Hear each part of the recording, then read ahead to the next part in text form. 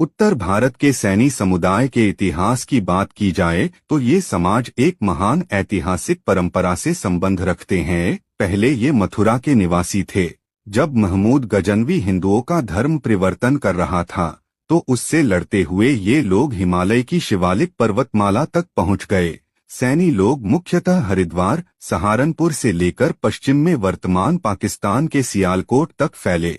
बाद में उपजाऊ भूमि देखकर यही बस गए और अपनी जन्मभूमि पर वापस नहीं गए। दरअसल सैनी शब्द मूल रूप से शूरसैनी शब्द का लघु रूप है।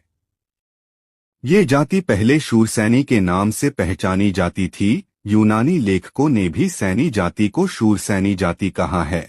मेगस्थनीज अपनी पुस्तक इंडिका में लिखते हैं कि मथुरा के आसपास शूरसैनी ट्राइब निवास करती है, जो कृष्ण को अपना पूर्वज मानकर उनकी पूजा करते हैं। पोरस व उसके सैनिकों को भी कृष्ण का उपासक बताया है। दरअसल शूरसैनी शब्द शूरसेन से निर्मित हुआ है। शूरसैनी का अर्थ है शूरसेन की संतान। इतिहास में अनेक शूरसेन हुए हैं, पर सैनी समुदाय किस शूरसेन के वंशज है, ये जानने के लिए ज्ञात होना चाहिए कि शूरसैनी शाखा किस राजा के बाद अस्तित्व में आई। दरअसल श्री कृष्ण के पितामह महाराज शूरसेन से 624 वर्ष पहले राजा परावृत के पुत्र भी शूरसेन हुए, जिनसे पहली शूरसैनी शाखा चली। उनकी 23 पीढ़ी बाद देवमीढ़ के पुत्र शूरसेन हुए, जिनके पुत्र वसुदेव व पौत्र कृष्ण थे। इन शूरसेन से दूसरी और मुख्य शूरसैनी शाखा निकली।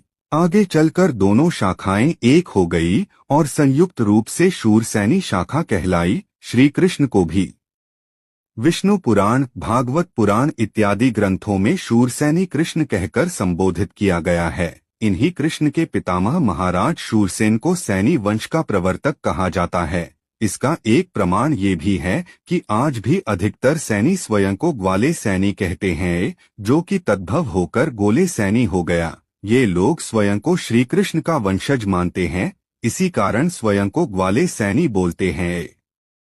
इस वीडियो में दिखाए गए तथ्यों की पुष्टि के लिए मेगस्थनीज की इंडिका पुस्तक, यूनानी इतिहासकारों का भारत वर्णन नामक पुस्तक पढ़े। विष्णु पुराण, श्रीमद्भागवत पुराण, हरिवंश पुराण, महाभारत, क्षत्रिय वंशार्णव, ब्रजलोक संस्कृति, ऐतिहासिक लेखमाला, पद पदार्थ समीक्षा, मध्यकालीन भारतीय संस्कृति इत्यादि पुस्तक पढ़े।